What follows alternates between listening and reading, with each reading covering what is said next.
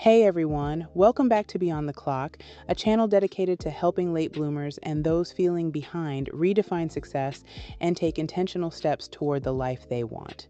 This is day 3 of the January of Becoming a Better You challenge. If you're unsure what this is, I have the video link in the description below.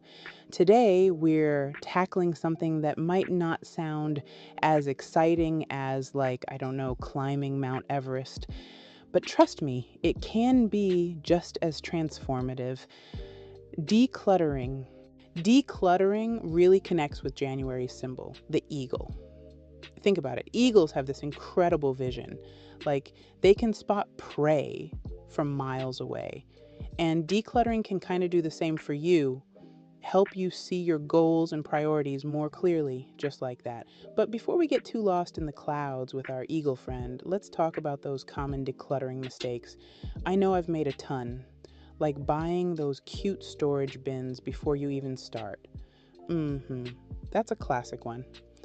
It's like trying to cram an overflowing suitcase shut. You need to deal with the excess first, not just find new places to hide it. Another mistake is holding on to things just in case. I, myself, am a frequent victim of that trap.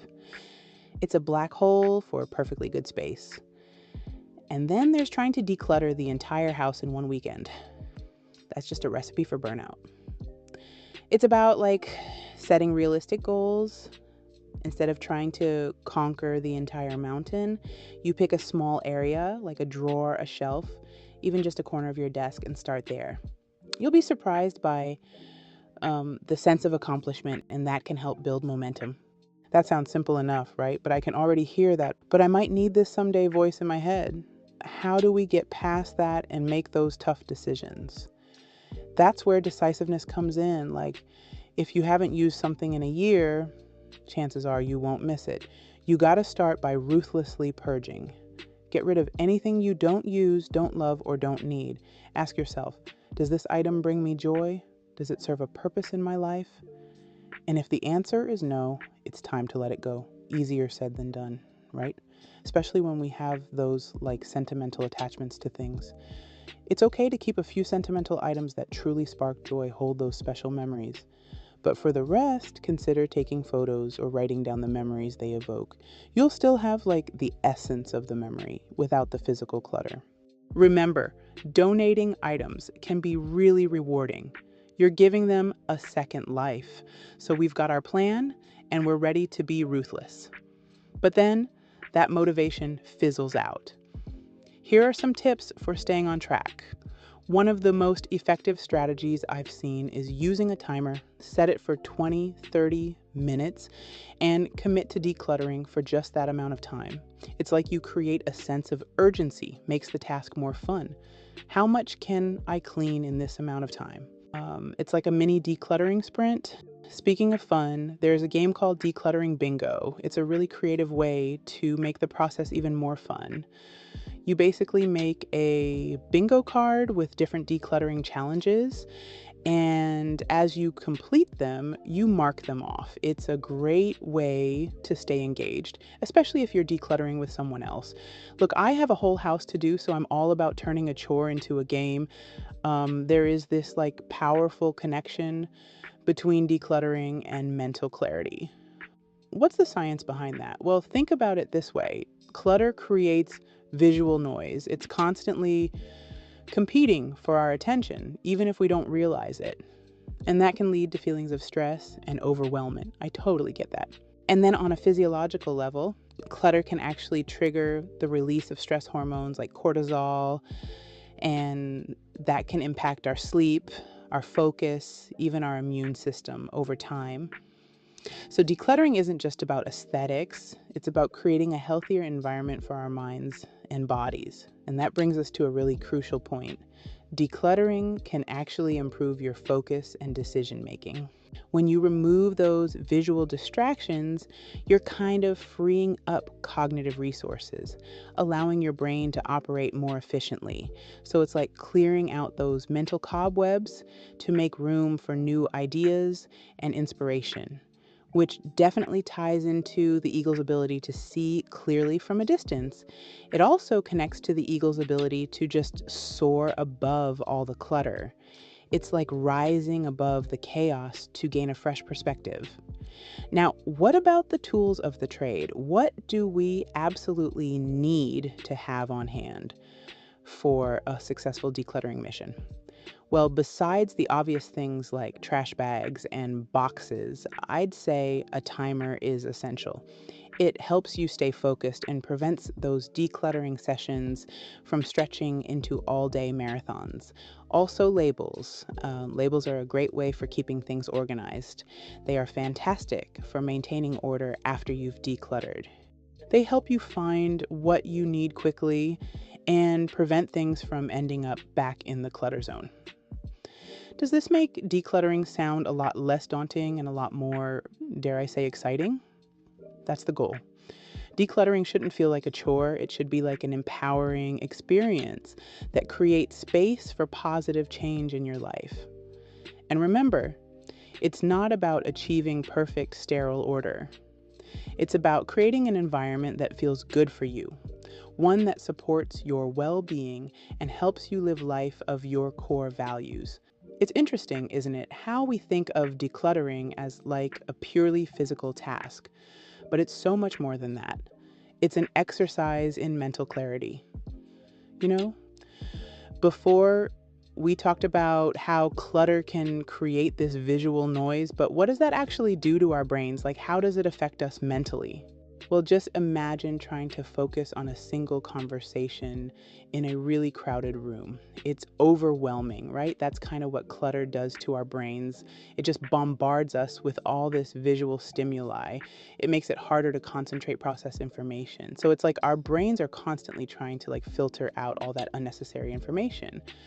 And that mental fatigue, it can lead to a whole bunch of issues, difficulty making decisions, increased stress and anxiety, even problems with sleep. But it also often represents unfinished tasks, unmade decisions. You know, those piles of paper, that overflowing laundry basket, they can become physical manifestations of our mental to-do list, constantly reminding us of what we haven't accomplished. But if we like flip that around, since decluttering can create this sense of calm and order, it could actually help us make better decisions. When we're surrounded by clutter, our brains are just working overtime. They're trying to process all that extra information. It's like trying to run a marathon with a backpack full of rocks. So by decluttering, we're essentially lightening our mental load, freeing up space to think more clearly and make more informed decisions. And it's not just about like major life decisions either. Decluttering can even help us with those everyday choices, make them more efficiently. So I might finally be able to decide what to wear in the morning without having a mini meltdown in my closet. You'll be amazed at how much mental energy you actually free up when you're not constantly battling clutter. So we've talked a lot about the individual benefits. What about our relationships? Can clutter affect those too? Absolutely. Think about it. Clutter can create tension, conflict, especially when it comes to like shared spaces. That could lead to some disagreements. It's like a battle for territory amongst the piles of stuff. And, on the flip side, decluttering can create a much more harmonious living environment. When you have less stuff, you have more time and energy to spend with, your loved ones. It's like decluttering your space also kind of declutters your relationships, allowing for more meaningful connections. And speaking of connections, how does all of this tie back to like the eagle symbolism for January? We talked about vision and clarity, but what about possibilities? How does decluttering create those? Think about it this way: when we're bogged down by all this clutter, our energy is just like scattered, right? We're constantly trying to manage all this chaos, both physically and mentally. But when we declutter, we free up that pent up energy. It's like removing the dam, allowing our energy to flow towards things that truly matter: our passions, our relationships, our dreams. It's like we're clearing the runway for those new opportunities to take off. And remember, the eagle's ability to soar above the clutter. Decluttering allows us to rise above all the chaos and see the bigger picture. Decluttering is basically our way of taking off to the sky. By letting go of the physical clutter, we create space for new possibilities to emerge in our lives. Now it's time we address the digital clutter monster hiding in our devices, our inboxes, our phones, our computers. They can be just as overwhelming as physical clutter. Digital clutter is a real thing, and it can have just as much of a negative impact on our well-being as, the physical clutter. What are some strategies for digital decluttering? Well, a good place to start is by unsubscribing from all those unwanted emails. It's amazing how quickly those can pile up and create that sense of overwhelm. Next, take a look at all those apps on your phone. I'm definitely guilty of having way too many apps that I never use. It's like a digital graveyard. Delete any apps that you haven't used in the past 3 months. You can always download them again if you need to. And don't forget about organizing your files and photos. Create folders, systems that make sense to you so you can easily find what you need. It's all about being intentional about what we allow into our lives, both physically and digitally. And it's about creating space for the things that truly matters. So we've covered practical tips, emotional hurdles, even digital decluttering. Decluttering isn't just a chore, it's an investment in your mental, emotional, even physical health. It's creating space for the life you want to live. What small step can you take today to start creating more space in your life? And remember, it doesn't have to be this grand gesture. It could be as simple as clearing off your desk, unsubscribing from a few emails, or donating a bag of clothes.